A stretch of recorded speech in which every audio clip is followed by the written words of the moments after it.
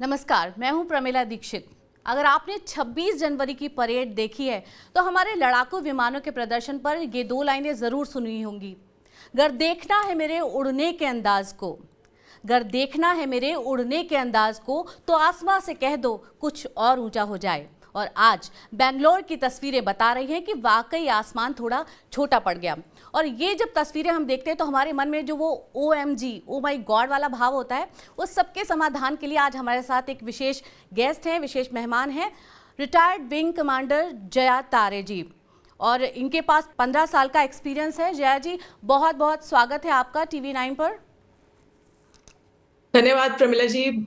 आज मुझे आमंत्रित करने के लिए। आज का दिन बहुत बड़ा है। एरो इंडिया की धूम सब जगह है और जितने उत्साहित आज भारत के लोग हैं उतने ही उत्साहित मैं भी हूँ।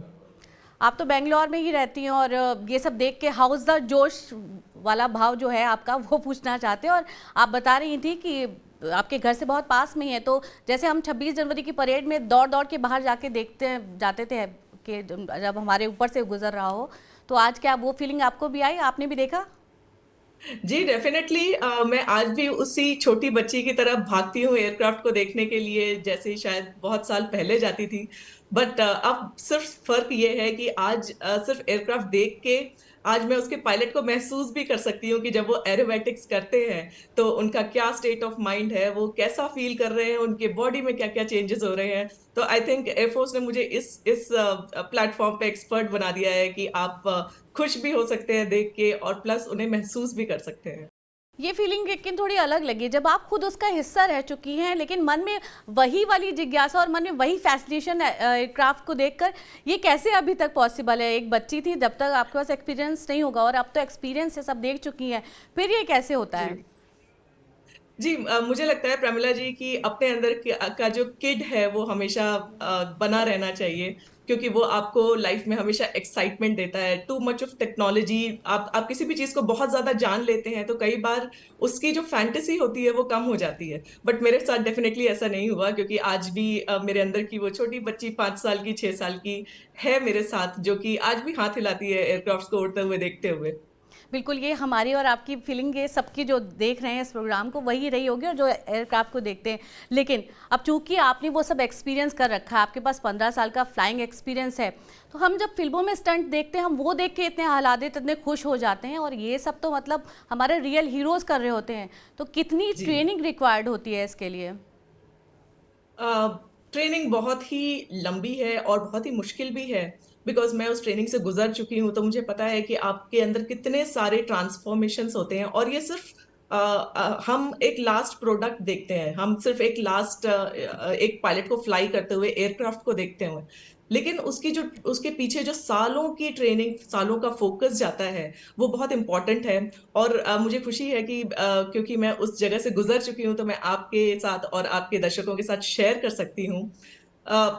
एयरफोर्स एकेडमी जब हमें तैयार करती है मिलिट्री पायलट बनने के लिए, तो ये एक मेंटल और शारीरिक ट्रांसफॉर्म होता है आपका, मेंटल एंड फिजिकल। और सिर्फ एक तरफा नहीं होता है, it is a focused work. Flying करना, जैसे हम इंसान फ्लाइंग करने के लिए बने नहीं है। आपने बर्ड्स को देखा होगा फ्लाई करते हुए, नेचर ने उनको बनाया है हल्का उड़ने के लिए, उनके बिल्कुल। फेदर्स वैसे बनाए हैं। लेकिन जब हम उनकी टेरिटरी में कोशिश करते हैं उड़ने के लिए तो हमें अपने ऊपर बहुत मेहनत करनी पड़ती है, अपने आप को मेंटली बहुत प्रिपेयर करना पड़ता है, अपने आप को फिजिकली बहुत ज्यादा प्रिपेयर करना पड़ता है, क्योंकि आपकी जो फिजिकल बॉडी है वो जमीन पे रहने के लिए बनी है, वो हवा में रहने के लिए नहीं बनी है। ऊपर प्रेशर्स बहुत डिफरेंट होते हैं, ग्रेविटी का असर बहुत डिफरेंट होता है। तो इन सब के लिए ट्रेनिंग आपको दी जाती है। ये करीब 1.5 साल की ट्रेनिंग होती है, जिसमें पढ़ाई के साथ साथ एयरक्राफ्ट उड़ाने की तकनीकों पे ध्यान दिया जाता है। आपके खुद के बॉडी की जो भी लिमिटेशंस हैं उस टाइम पे उसको निकाला जाता है। आपने देखा होगा बहुत सारे लोग हैं जो एयरक्राफ्ट के टेक ऑफ करते ही डर जाते हैं या लैंडिंग करते ही डर जाते जी। हैं। तो आप सबने वो फील किया है कि जब प्रेशर चेंजेस होते हैं आपके कान बंद हो जाते हैं कई बार। तो एयरफोर्स ये इन सब चीज की ट्रेनिंग देता है, सो दैट कि जब वो फाइनल प्रोडक्ट, जब वो फाइनल पायलट उस एयरक्राफ्ट में बैठ के एरोबेटिक्स करता है हम्म। तो उसे ये सब फील ही ना हो। ये आपने बहुत बहुत लंबी ट्रेनिंग है। एक्सप्लेन किया, प्रतिष्ठा, परंपरा, अनुशासन टाइप का ये समझ में आया जी हमको कि जी। बहुत लंबी ये ट्रेनिंग है। लेकिन आपने बताया ये ट्रेनिंग तो सभी पायलट के लिए, ये जो हम आज करतब देख रहे थे, ये जो हम हैरत अंगेज जी चीज़ें देखते हैं, जो बिल्कुल हमारे दिल की धड़कनें कई बार रुक जाती हैं कि इतना ऐसा जी कैसे संभव है ये स्टंट, इसके लिए तो कुछ जी। और प्रैक्टिस चाहिए होती होगी, कुछ और ट्रेनिंग अलग। डेफिनेटली। जी जी। डेफिनेटली प्रमिला जी। सो एयरफोर्स में तीन तरीके के पायलट होते हैं: हेलीकॉप्टर पायलट, ट्रांसपोर्ट पायलट और फाइटर पायलट। उन तीनों की जो प्रोग्रेस होती है उन्हीं की फ्लीट्स में होती रहती है। तो जब आप एरोबेटिक टीम्स देखते हैं तो ये एक बहुत ही स्पेशलाइज्ड वर्क है। इसमें जो सबसे क्रीम होती है उनको चुना जाता है, उनको सिखाया जाता है सालों तक, और उसके बाद इनको क्लियर किया जाता है इन पायलट्स को ये करतब दिखाने के लिए, क्योंकि ये बहुत ही डेंजरस हैं, ये बहुत ही रिस्की हैं, और इसमें आपको एक 200% फोकस चाहिए होता है, जहाँ पे आप दुनिया से बिल्कुल कट के सिर्फ और सिर्फ अपने फ्लाइंग पे ध्यान देते हैं। वो जो आपने देखा होगा 10 मिनट का या 15 मिनट का एरोबेटिक शो होता है, उसको करने के लिए सालों की तपस्या लगती है। जब हम ये बात कर रहे हैं तो ऐसा नहीं है कोई ऐसी चीज़ है सिर्फ स्किल से डेवलप कर ली जाए। जब सेना चुनती है तो भी वो उसके क्राइटेरिया होते हैं, कुछ पैमाने होते हैं, उन पे चुना जाता है। अभी हम लोगों ने बात की, जब हम फ्लाइट टेक ऑफ करती है तो हम बैठ जाते हैं, तो ऐसा नहीं है कि सिर्फ टिल्ट हो रहा है इसलिए आपको बैठने को कहा जाता है। ग्रेविटेशन फोर्स होता है, उस ग्रेविटेशन जी फोर्स क्या हम बात कर रहे थे आपसे, तो वो उसकी ट्रेनिंग कैसे होती है, और क्या ये जो अब हमने आज करतब देखे हैं तो ये इंसान के तौर पर या एज ए मतलब वो बाकी लोगों से कुछ अलग ही होते हैं। ट्रेनिंग देख के तो आप किसी को भी सिखा सकते हो, लेकिन क्या उनमें कुछ इनबिल्ट अलग होता है जो वो चुने जाते हैं? जी। सो ह्यूमन सब एक जैसे होते हैं, लेकिन ट्रेनिंग उनको सुपर ह्यूमन बना देती है, मैं ये कहना चाहूंगी। क्योंकि ट्रेनिंग से आप बहुत कुछ वो हासिल कर सकते हैं जो एक नॉर्मल ह्यूमन बीइंग में नहीं होता है। जैसे जी फोर्सेस की आपने बात की, तो पॉजिटिव और नेगेटिव जी फोर्सेस होते हैं जो एंटी ग्रेविटी फोर्सेस होते हैं। फाइटर पायलट्स की इनकी एक स्पेशलाइज्ड ट्रेनिंग होती है, जहां पे ये चेक किया जाता है कि आपकी बॉडी कितनी सक्षम है इन फोर्सेस को लेने के लिए। आपने आज देखा कि आज हमारे चीफ एयरफोर्स के चीफ भी एरोबेटिक टीम में शामिल हैं, जो कि एक बहुत बड़ी बात है। क्योंकि जनरली आपने इनिशियली देखा होगा कि यंग पायलट्स को लिया जाता है, लेकिन एक बहुत बड़ी बात है आज महिलाएं ये काम कर रही हैं, ये भी बहुत बड़ी बात है। So training is everything which prepares you to do these kind of stunts. Plus G forces की बात अगर मैं करूं तो ग्राउंड पे काफी ट्रेनिंग होती है। हमारे पास स्पेशलाइज्ड चैम्बर होते हैं जहाँ पे आप जी फोर्सेस चेक कर सकते हैं। एक स्पेशलाइज्ड मेडिकल टीम होती है जो आपके साथ में होती है, जो आपके बॉडी के प्रेशर्स को चेक करती है, और ओवर द टाइम आपकी बॉडी चेंज करती है उन जी फोर्सेस को अटेन करने के लिए। सो ये एक बहुत ही डिफरेंट चीज है, बिकॉज एक नॉर्मल ह्यूमन बीइंग के लिए जब जब आप एक वो बड़े से झूले में आप कई बार गई होंगी, तो उस झूले में जब हम बैठते हैं, जब हम नीचे आते हैं, तो आप एक वेटलेसनेस फील करते हैं, राइट? जी। और ऐसे ही जब एयरक्राफ्ट एकदम से ऊपर जाता है तो आप उसी उसी वेटलेसनेस को कई गुना 100 गुना ज्यादा फील करते हैं। तो इन सब चीजों की ट्रेनिंग होती है, और स्पेशलाइज्ड इंस्ट्रक्टर्स होते हैं हमारे पास क्वालिफाइड, जो हमें ये सब सिखाते हैं।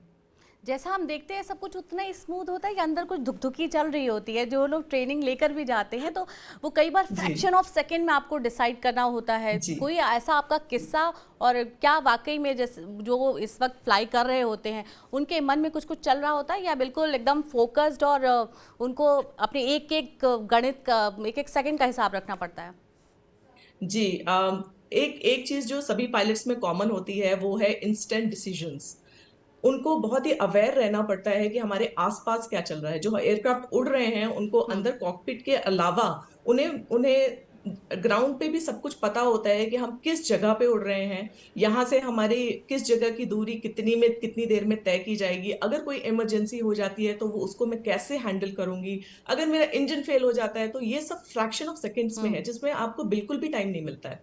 आपने देखा होगा कि हम जमीन पे जब हम रहते हैं कोई डिसीजन लेने में कितना सोचते हैं, हवा में आपके पास बिल्कुल टाइम नहीं है। आपकी स्पीड इतनी ज्यादा है कि with in a fraction of seconds आप किलोमीटर्स की दूरी तय कर लेते हैं।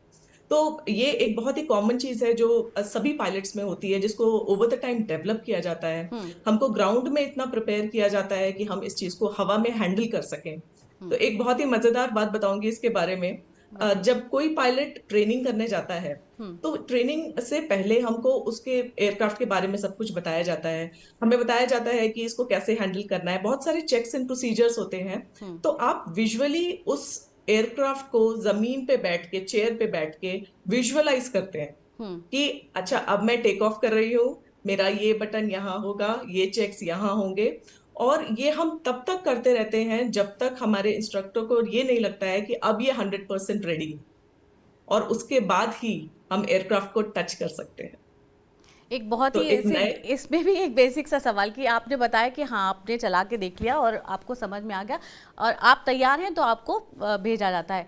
लेकिन जी क्या जैसा हमारे साथ गाड़ियों के संदर्भ में होता है, अगर मुझे फोर व्हीलर ड्राइव करने आ गया है तो क्या मैं कोई भी गाड़ी ड्राइव कर सकती हूँ? ऐसा तो नहीं होगा। तो सबकी अलग अलग जी ट्रेनिंग नहीं, होती है।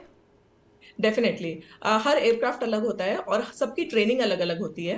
अब जैसे आप अगर फाइटर्स में देखें हम्म। तो कोई अगर इंसान मिक्स में है तो अगर अगर वो जैसे बड़े प्लेटफॉर्म में जाता है, सुखोई में जाता है, हम्म। तो उसके अगेन ट्रेनिंग होती है। डेफिनेटली कार बदल गई है, आपकी कॉकपिट बदल गई है, लेकिन हम्म। प्रोसीजर्स ऑलमोस्ट सेम रहते हैं, क्योंकि वो जो बेसिक ट्रेनिंग आपको कराई जाती है वो सेम होती है और वो रिक्वायरमेंट आपकी टेकन केयर ऑफ होती है।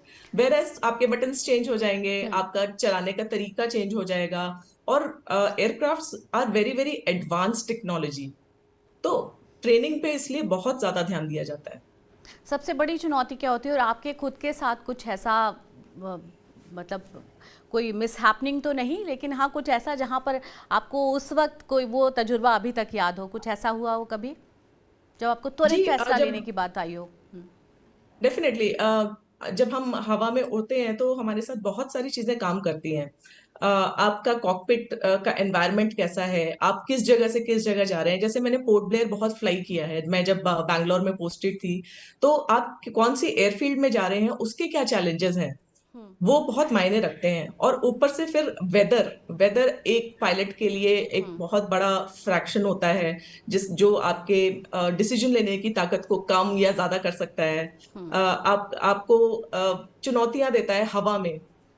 जब जब आप फ्लाई करते हैं, हम्म। स्पेशली जब आप मॉनसून्स में फ्लाई करते हैं, आपको पूरी प्रिपरेशन करके जानी होती है। आप जब ऊपर जाते हैं तो आपको पूरा पता होना चाहिए कि कौन सा बादल कहाँ पे होगा, वो कितना मूव करेगा, कितनी बारिश करेगा, कितनी लाइटनिंग करेगा। सो ये सारे चैलेंजेस होते हैं। और स्पेशली जब हम मॉनसून्स में फ्लाई करते हैं, मैंने ईस्ट रीजन में बहुत फ्लाई किया, गुवाहाटी में हम्म। मैं पोस्टेड थी जहां से मैं रिटायर हुई। तो नॉर्थ ईस्ट रीजन बहुत ही एब्रप्ट वेदर पैटर्न है वहाँ का। वहाँ पे बहुत सारे हिल्स हैं और सडनली एकदम से क्लियर वेदर होगा और सडनली वहाँ पे बहुत सारे क्लाउड्स आ जाएंगे और बारिश होने लगेगी। हम्म। सो ये सब चीजों की हमें ग्राउंड में बहुत ज्यादा प्रिपरेशन करनी पड़ती है। और जितनी प्रिपरेशन हम नीचे करते हैं, उतना ही हम कंफर्टेबल हवा में होते हैं।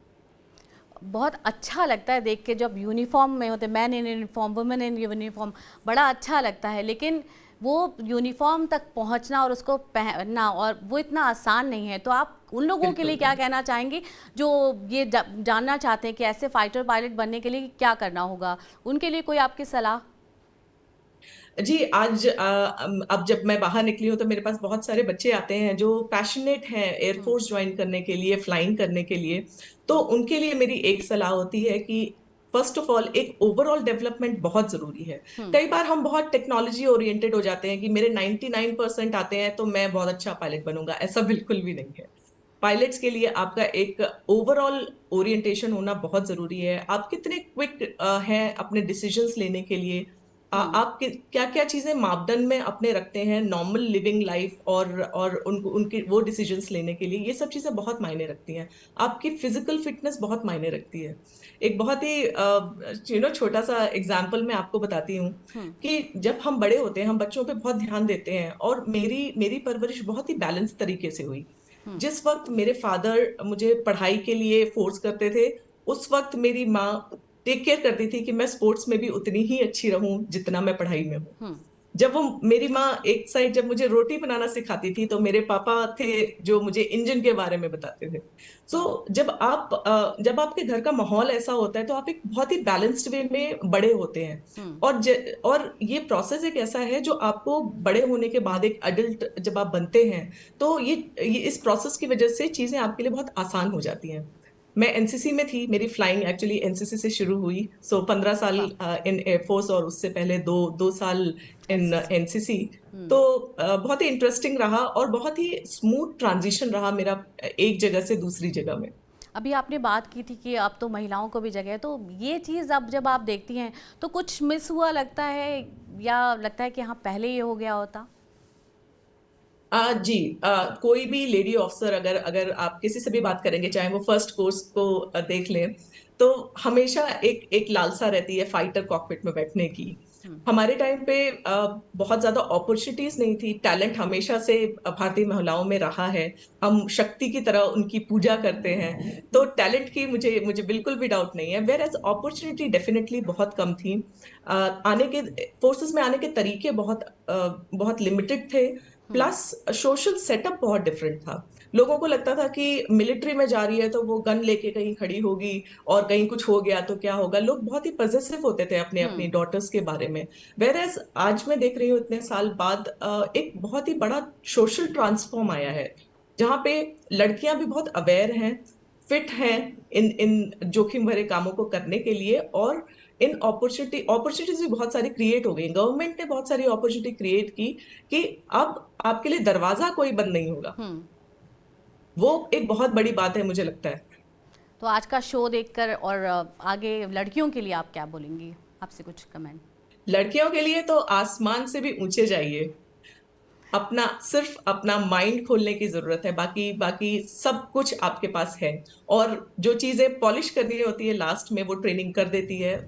मैं यूपी से आती हूँ, और आप सोच सकते हैं 15 साल पहले यूपी की एक लड़की आके पायलट बनती है। आप खुद के ट्रांसफॉर्मेशन को देख के इतने खुश होते हैं। मैं आज आज बहुत खुश हूं कि मैं एयरफोर्स में रही इतने साल, जिसने मुझे पूरी तरीके से ट्रांसफॉर्म किया। सो ओवरऑल डेवलपमेंट आपका बहुत बहुत जरूरी होता है। और आज मैं इस स्टेज पे हूँ कि ये स्टोरीज आपके साथ शेयर कर सकती हूँ। जो नई लड़कियां आ रही हैं उनको गाइड कर सकती हूँ, तो ये मुझे काफी सेटिस्फैक्शन देता है। बिल्कुल, आप मतलब आपने बोला कि आप वो कर नहीं पाई जो तब पहले महिलाओं के लिए रास्ते नहीं खुले, लेकिन मुझे यकीन है आपका जो तजुर्बा है वो आगे आने वाली पीढ़ियों को, और जिस तरह आप हमारे साथ अपने एक्सपीरियंस, अपने अनुभव साझा कर रही हैं, बहुत लोगों को दिशा देगा। हमसे बात करने का बहुत बहुत शुक्रिया।